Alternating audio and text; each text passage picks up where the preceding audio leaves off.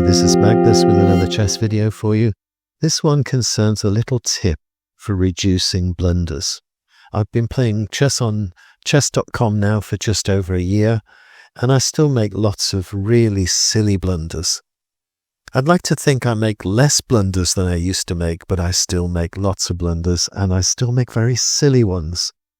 And it set me wondering, how could I reduce them? I've looked at what other people have said about reducing blunders, but and as I say, I think I'm getting better, but I haven't eliminated them. But I came up with this little idea.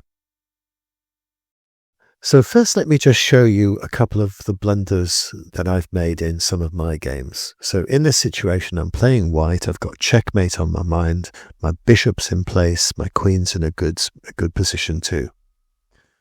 So this is how the game went. He made a knight move. I got my queen into position. You can see here that, I've got my queen and my bishop pointing at this square here.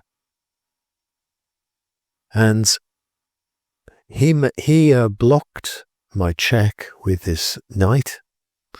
And I went ahead and took him thinking, not noticing this knight here.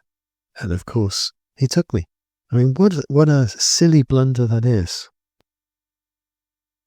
Here's another situation, different category of blunder. This one falls into not noticing what the opponent is doing. So we had this little exchange. It's in my mind to challenge his queen. He moves the queen away. I'm thinking of taking this pawn here with my queen, challenging his queen. He brings out a bishop. I take the pawn, and it's checkmate. I mean, how on earth did I miss that? So just going back to this first example again. When I was a kid and I played chess with my dad and also played chess at school, the way we moved, we were using real board and real pieces, of course, but the way we moved was we would pick our piece up, place it on the destination square and hold it there with our index finger while we conducted a blunder check. We'd look along the diagonals, we'd look along the files and the ranks. And only when we were satisfied would we lift our finger, and that was the moment it was considered that you had made your move.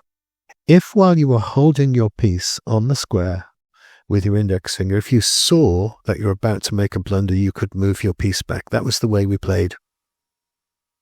And it struck me that that was what was missing about playing chess online. If you could move your piece to the destination square and it not be considered a move until you'd confirmed it, you'd spot a lot more blunders. So it was on the back of my mind for a long time. And when I started making chess videos, I realized that there's an inbuilt facility in chess.com and also in Lichess to highlight squares and draw arrows. And of course you see this a lot in videos that people have made online. That facility is just built into the platform.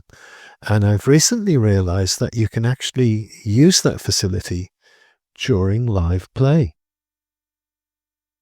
So it struck me that it could be used. I mean, how many times have you made a blunder where you've moved your queen or you've moved another piece, and the moment you've moved it there, you've seen the piece that's going to take you? I mean, that happens a lot.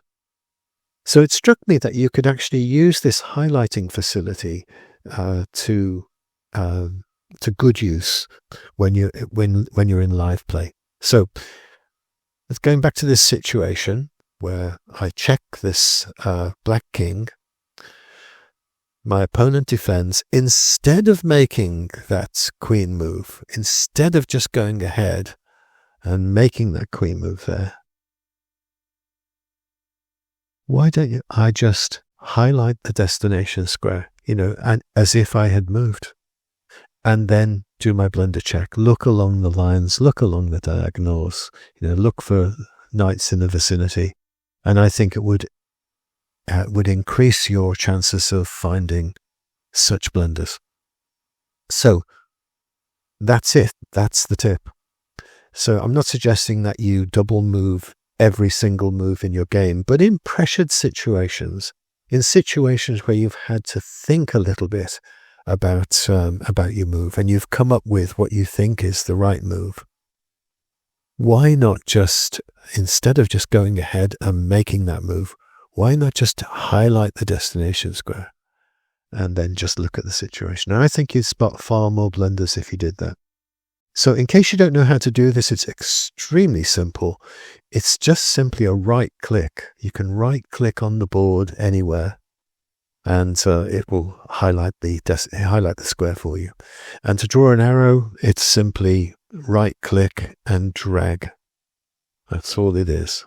And it can draw night moves as well. And as I said, that facility is built in to both chess.com and Lichess. So there it is. I hope you find it useful. I hope you give it a try. And if you find it helpful, please leave me a comment so I know how effective it is. Okay, that's it for now. Take care. See you next time.